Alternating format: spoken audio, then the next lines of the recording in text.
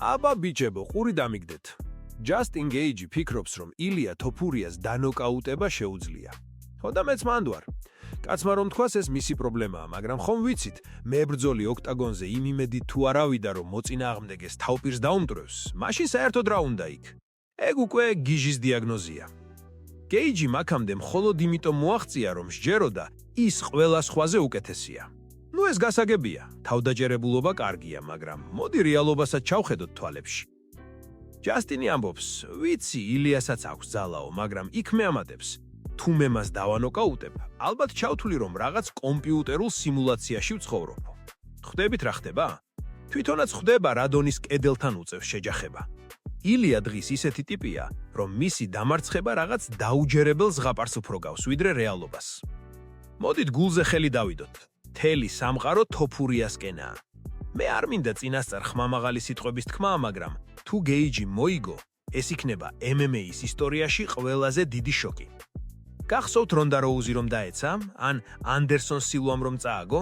აი დაახლოებით ეგეთი მასშტაბის კატასტროფა იქნება ილიასთვის. მაგრამ მეგობრებო, ქართველი მატადორი ისე ადვილად არავის დაანებებს თავის კუთვნილ ტახტს. საინტერესო რამ მოხდა ცოტა ხნის წინ. ჯონ ჯონს კითხეს, ვინ არის შენი ფავორიტიო? მან კი უპასუხა, ადრე ანდერსონ სილვა იყო, მაგრამ დღეს ილია თოფურიას ყურება ყველაზე მეტად მსიამოვნებსო. აი ხედავთ, დიდები ცნობენ დიდებს. ჯონსმა დაინახა ის, რასაც ჩვენ ქართველები დიდი ხანი ავხედავთ.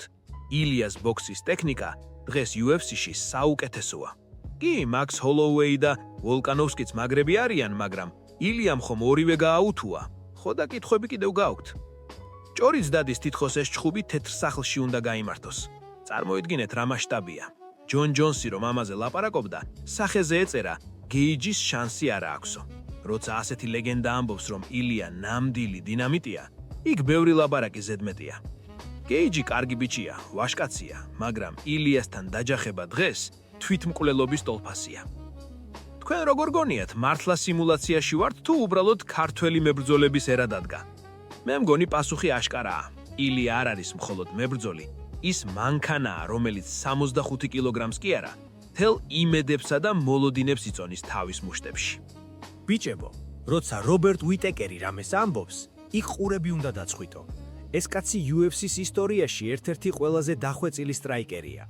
მისი კარატესა და ბოქსის ნაზავი ნამდვილი ხელოვნებაა. ხოდა ამ კაცმა პირდაპირ თქვა, ილია თოფურიას სტრაიკინგი დღეს UFC-ში ყველაზე მაღალ დონეზეა. ის ყველას თავზე ახტებაო. წარმოგიდგენიათ, უიტეკერი, რომელიც 84 კილოგრამში ყველა სულს ხდიდა, აღიარებს, რომ ჩვენი ილია სხვა პლანეტიდანაა. უიტეკერმა ძალიან საინტერესო რამ შენიშნა, ილიას ინსტინქტი. ეს არ არის უბრალოდ ხელების ქნება. ილიას აქვს ის იშვიათი ნიჭი, რომ შენი ყოველი ნაბიჯი ძვირად დაგიჯინოს. როგორც კი შეცდომას დაუშვებ, როგორც კი ხელს დაბლა დასწევ, ბამ, უკვე გვიანია. ილიას კომბინაციები ხომ საერთოდ ცალკე თემაა. ჩვეულებრივ UFC-ში მებრძოლები ერიდებიან გრძელ კომბინაციებს, რადგან ეშინიათ თეიქდაუნების ან კონტრშეტევების. მაქსიმუმ 2-3 დარტყმას აკეთებენ და გარბიან. მაგრამ ილია ისე თავდაჯერებულია თავის ჭიდაობაში და გრეპლინგში, რომ საერთოდ არ ადარდებს ფეხებში შეუვარდებიან თუ არა. ის აკეთებს 5-6 დარტყმიან სერიებს და აი აქაა ძაღლის თავი დამარხული. მისი პირველი დარტყმები მხოლოდ მისასალმებელია. ნამდვილი საჩუქლები მე-4, მე-5 და მე-6 დარტყმებზე მოდის. თან ისეთი სიმძლავრით, რომ კედელს გაანგრევს. რობერტ უიტეკერი ამბობს, რომ Gage-ის გუნდმა რაღაც რადიკალურად უნდა შეცვალოს, თუმცა ეს ჩხუბი ცალკარში თამაში იქნებაო. მაგრამ მოდით რეალისტები ვიყოთ. როგორ უნდა შეცვალო Justin Gage? ეს იგივეა დათვს ბალეტი ასწავლო. Gage არის ქაოსი. ის არის კაცი, რომელიც წინ მიდის, იღებს დარტყმებს და თვითონაც გიმეტებით. მას არასდროს უყვარდა უკან დახევა. ჩარლს ოლივეირამ სცადა ილიასთან წინ დადგომა და გახსოვთ რაც დაემართა? პირველივე რაუნდში შუქი ჩაუქრეს. ვოლკანოვსკიმ სცადა ჭკვიანური თამაში, მოძრაობა, დისტანცია, მაგრამ ილიამ მაინც იპოვა მისი ნიკაპი. Gage-ის მთავარი პრობლემა ისაა, რომ მას სჭირდება მოცულობა, სჭირდება ბევრი დარტყმა. ედი პიმბლეტთან ჩხუბში ვნახეთ, ყველაფერი ესროლა რაც ჰქონდა, მაგრამ ვერ დააგდო. ახლა წარმოიდგინეთ, რომ პედის მაცვლად წინ ილია უდგას. ილია, რომელიც პედიზე 10-ჯერ უფრო სწრაფია და 100-ჯერ უფრო ტექნიკური. Gage თუ ისე იჩხუბებს როგორც ბოლო დროს, ის უბრალოდ მსხვერპლი იქნება. რობერტ ვიტეკერი ცდილობს გეიჯის რაღაც იმედი მაინც დაუტოვოს. ალბათ იმიტომ, რომ ჯასტინი ყველას უყვარს. არ არის ბინზური მოლაპარაკე, ვაჟკაცი კაცია, თავისი საქმის მცოდნე. მაგრამ სპორტი დაუნდობელია. ჯონ ჯონსმა საერთოდ არც დაიწყო ანალიზი, პირდაპირ ხელი ჩაიქნია, წასულია მაგისი საქმეო. და სიმართლე გითხრათ, მეც მაგას ვფიქრობ. ტრევორ ვიტმანი გეიჯის გუნდმა გენიოსია, მაგრამ მასაც არ შეუძლია ადამიანის ბუნების შეცვალა. გეიჯი 30 წამს 5 წამში ვერ გაირბენს, თუ აქამდე 10 სჭირდებოდა. მისი რეაქცია, მისი სტილი, მისი სურვილი რომ ომში შევიდეს, ეს ყველაფერი ილიასთვის იდეალური სამიზნეა. ილიას უყვარს, როცა მოწინააღმდეგე წინ უდგას. ეს მისთვის საჩუქარია. როგორ ფიქრობთ, შეუძლია მცნელს ერთ ბრძოლაში მებრძოლის მთელი კარიერა და სტილი თავდაპირველად დააყენოს? თუ გეიჯი მაინც ძველებურად ეცდება ხორცსაკებ მანქანაში შესვლას. მე მგონი ეს ექსპერიმენტი ცუდად დამთავრდება. მოდით ახლა ყველაზე მთავარზე ვილაპარაკოთ. იმ დეტალებზე, რასაც ტელევიზორში ერთი შეხედვით ვერ დაინახავ. ბევრი ფიქრობს, რომ ილია მხოლოდ მუშტებია. გონიათ, რომ გამოვა, 2-3ჯერ მოიქნევს ხელს და მორჩა. არა ძმებო, ილია თოფურია არის მოჭადრაკე, რომელიც წინასწარ ხედავს შენს 10 სვლას. აი გეიჯი კი არის კაცი, რომელიც ჭადრაკის დაფაზე ტანკით შემოვარდნას ცდილობს. კი, ტანკი ძლიერია, მაგრამ თუ ტანკისტი ვერ გხედავს, შენ კი ზუსტად იცი, სად არის მისი სუსტი წერტილი, ის ტანკი მხოლოდ ჯართის გროვაა. გახსოვთ ილია მაქს ჰოლოვეისთან რა ქნა? პირველსავე რაუნდში ისე მშვიდად დააგდო მიწაზე, თითქოს ეუბნებოდა: ბიჭო, თუ მომინდება, სულ ასე გათრევო. აი ეგ არის ფსიქოლოგიური ტერორი. გეიჯი ამბობს, ედი პიმბლეტმა თეიქდაუნი ვერ გამიკეთა და ილია რას მიზამსო. აი მან ცდება ზუსტად. ედი სად არის და ილია სად? ეს იგივეა ჟიგულის მუხრუჭები შეადარო ფერარისას. ილიას ჭიდაობა და გრეპლინგი სულ სხვა ლიგაა. ის არ ეცდება უაზროდ ფეხებში ვარდნას.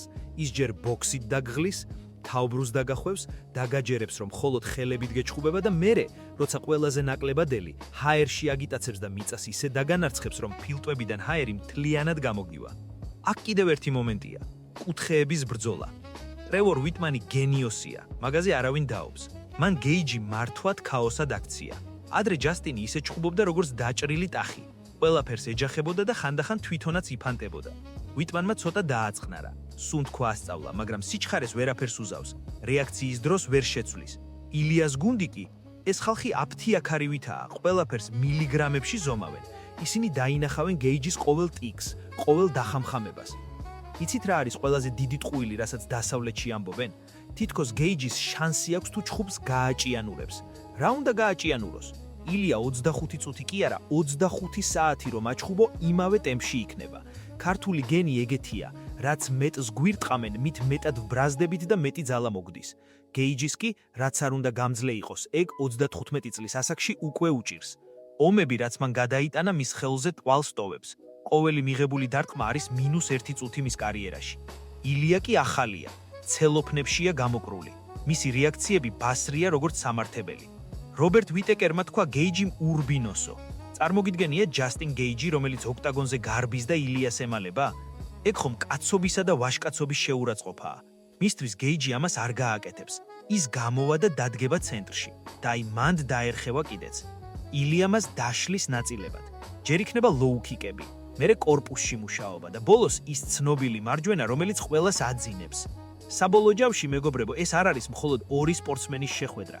ეს არის შეხვედრა კაცისა, რომელმაც უკვე ყველაფერი ნახა და კაცისა, რომელსაც ყველაფრის წაღება უნდა. ილია თოფურია დღეს არის ქარიშხონი, რომელსაც წინ ვერაფერი დაუდგება.